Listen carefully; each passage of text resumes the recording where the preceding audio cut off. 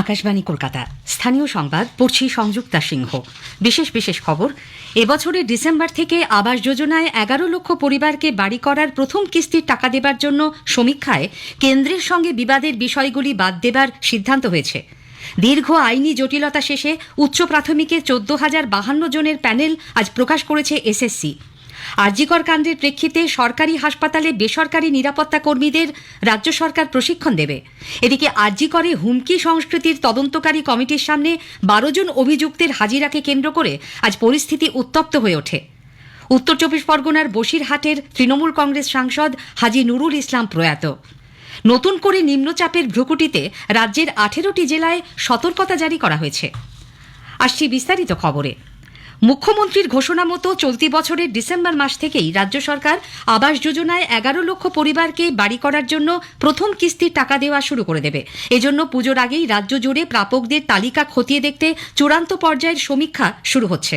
যাদের নাম আবাস প্রাপকদের তালিকায় রয়েছে তারা বাড়ি পাওয়ার উপযুক্ত কিনা তা খতিয়ে দেখতেই এই সমীক্ষা। জেলা শাসকদের চলতি মাসের মধ্যেই জেলা বাড়ি আবাস যোজনার উপভোক্তাদের স্বচ্ছ ও দুর্নীতিমুক্ত তালিকা তৈরি করে পাঠানোর নির্দেশ দেওয়া হয়েছে। সেই তালিকা খতিয়ে দেখার পর চূড়ান্ত পর্যায়ের সমীক্ষা করা হবে। তারপরই নির্ধারিত সূচি মেনে প্রাপকদের প্রথম কিস্তির 1,20,000 টাকা করে দেবার কাজ শুরু করা হবে বলে জানা গেছে। এর প্রক্রিয়াগত বিষয় স্থির করতে আজ নবান্নে বৈঠক বসে। মুখ্য সচিবের পৌরোহিত্যে এই বৈঠকে পঞ্চায়েত দপ্তরের সচিব এবং জেলা শাসকরা ভার্চুয়ালি উপস্থিত ছিলেন। জানা গেছে সমীক্ষার জন্য গাইডলাইন নিয়ে বৈঠকে আলোচনা করে তা চূড়ান্ত করা হয়েছে। আবাস যোজনাকে ঘিরে কেন্দ্রের সঙ্গে রাজ্যের বিবাদ যে বিষয়কে কেন্দ্র করে সেগুলি এবারের সমীক্ষায় বাদ দেবার সিদ্ধান্ত নেওয়া হয়েছে। দীর্ঘ আইনি জটিলতা শেষে কলকাতা হাইকোর্টের নির্দেশ মেনে রাজ্য স্কুল সার্ভিস কমিশন আজ 2016 সালের উচ্চ প্রাথমিকের শিক্ষক নিয়োগের প্যানেল প্রকাশ করেছে। আগের প্যানেলে বাদ যাওয়া 1,436 জনের তালিকা যুক্ত করে মোট 14,052 জনের নামের তালিকা প্রকাশ করা হয়। কমিশনের অফিসিয়াল ওয়েবসাইটে গিয়ে এই তালিকা দেখা যাবে। কাউন্সেলিং প্রক্রিয়া শেষ করে 4 সপ্তাহের মধ্যে শেষ করা হবে নিয়োগ প্রক্রিয়া। উল্লেখ্য, উচ্চ প্রাথমিকে 14,000-এর বেশি শূন্য পদে নিয়োগের জন্য মেধা তালিকা প্রকাশ করতে কলকাতা হাইকোর্টের নির্দেশ সুপ্রিম কোর্ট গতকাল বহাল রাখে।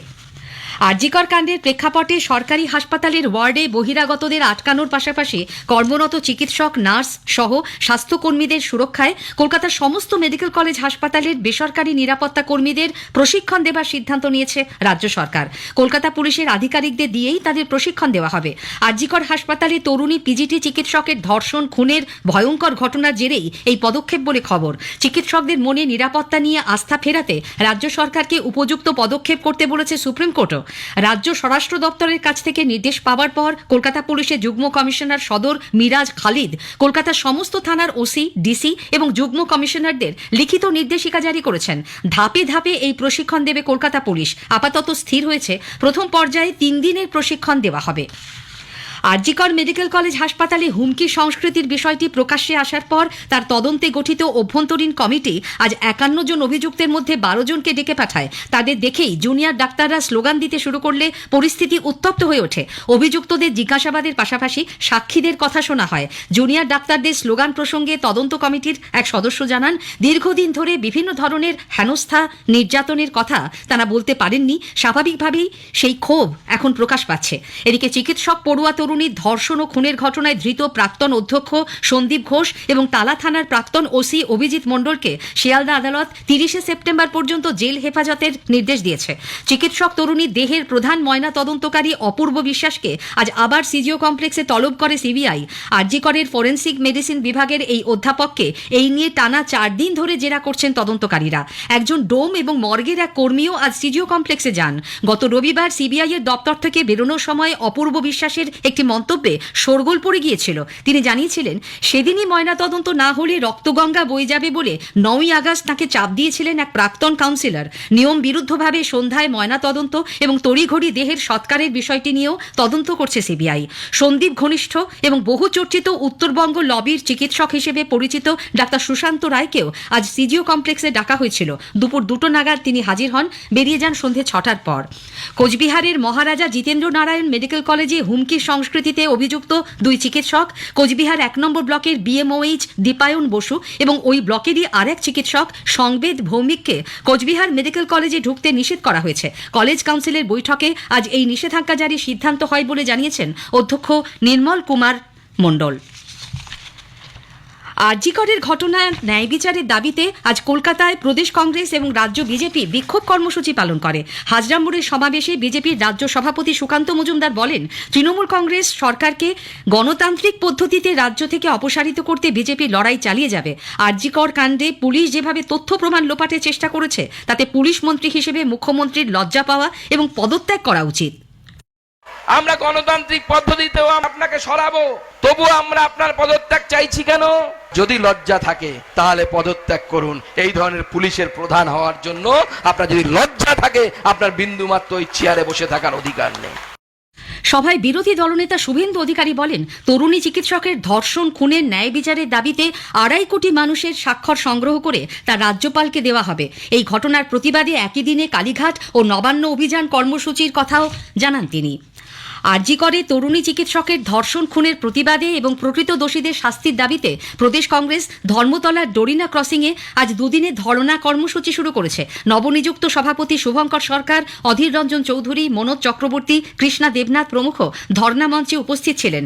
এই কর্মসূচিকে কটাক্ষ করেছেন তৃণমূল কংগ্রেস নেতা, রাজ্যের পুর ও নগর উন্নয়ন মন্ত্রী মেয়র ফিরহাদ হাকিম। তার কথায়, এ রাজ্যে কংগ্রেসের কোনো অস্তিত্ব নেই, বিজেপি ও সিপিএম এর দেখা দেখি তারাও ধর্ণায় বসেছে।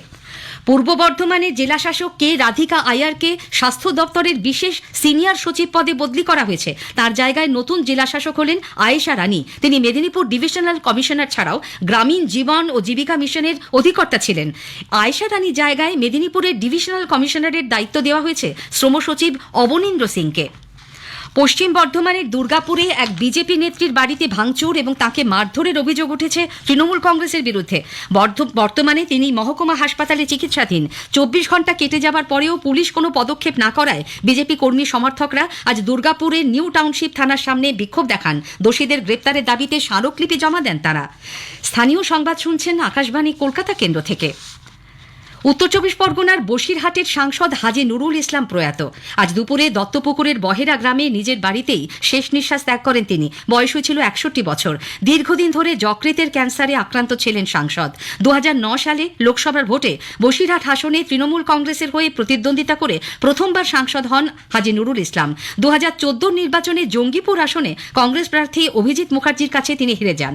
2016 বিধানসভা ভোটে বসিরহাট লোকসভা কেন্দ্রের অন্তর্গত হাড়োয়া বিধানসভা কেন্দ্রে তৃণমূল কংগ্রেস প্রার্থী হিসেবে তিনি জয়ী হন। 2021 ওই কেন্দ্র থেকেই নির্বাচিত হন তিনি। 2024 লোকসভা নির্বাচনে বসিরহাট আসনে ফের তাকে প্রার্থী করে দল। বিজেপির রেখা পাত্রকে 3 লক্ষের বেশি ভোটে হারিয়ে দ্বিতীয়বারের জন্য সাংসদ হন হাজী নুরুল ইসলাম।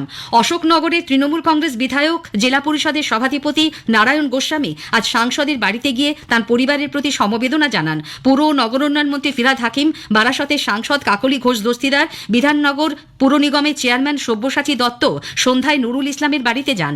মুখ্যমন্ত্রী মমতা ব্যানার্জি তাঁর প্রয়াণে গভীর শোক প্রকাশ করেছেন।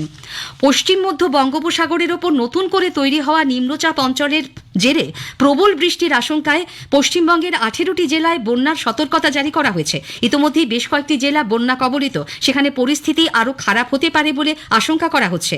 উত্তরবঙ্গে আলিপুরদুয়ার, জলপাইগুড়ি এবং কালিম্পংয়ে জারি করা হয়েছে লাল সতর্কতা। পাহাড়ি এলাকার বাসিন্দাদের ভূমিধসের ব্যাপারে সতর্ক থাকতে বলা হয়েছে। 10 নম্বর জাতীয় সড়কের একাংশ ধস নেমে আজ বন্ধ হয়ে যায়। দক্ষিণবঙ্গের 5 জেলায় ভারী বৃষ্টির কমলা এবং 10টি জেলায় হলুদ সতর্কতা জারি করেছে আবহাওয়া দপ্তর। জানা গেছে, বৃষ্টির পরিমাণ বাড়লে ডিভিসি ব্যারেজগুলি থেকে নতুন করে জল ছাড়তে বাধ্য হবে। হাওড়ায় বন্যা কবলিত উদয়নারায়ণপুর ব্লকের বেশিরভাগ জায়গা থেকে জল নেমে গেলেও আমতা 2 নম্বর ব্লকের অমরাগুড়ি ও ঝিকিরা গ্রাম পঞ্চায়েতে এখনও জল আছে। জেলা কৃষি দপ্তর সূত্রে জানা গেছে, 6টি ব্লক, 48টি গ্রাম পঞ্চায়েত ও 228টি মৌজা প্লাবিত হয়। নষ্ট হয়েছে 13,700 হেক্টর কৃষি জমির ফসল। বঙ্গোপসাগরে ট্রলার ডুবিতে নিখোঁজ মৎস্যজীবী পাদুরি দাসের দেহ উদ্ধার হয়েছে। বকখালি থেকে বেশ কিছুটা দূরে গভীর সমুদ্রে গতকাল বিকেল নাগাদ তার দেহ ভাসতে দেখা যায়। শেষ করার আগে স্থানীয় সংবাদের বিশেষ বিশেষ অংশ আরেকবার। এবছরের ডিসেম্বর থেকে আবাস যোজনায় 11 লক্ষ পরিবারকে বাড়ি করার প্রথম কিস্তির টাকা দেবার জন্য সমীক্ষায় কেন্দ্রের সঙ্গে বিবাদের বিষয়গুলি বাদ দেবার সিদ্ধান্ত হয়েছে। দীর্ঘ আইনি জটিলতা শেষে উচ্চ প্রাথমিকে 14,052 জনের প্যানেল আজ প্রকাশ করেছে এসএসসি। স্থানীয় সংবাদ শেষ হলো।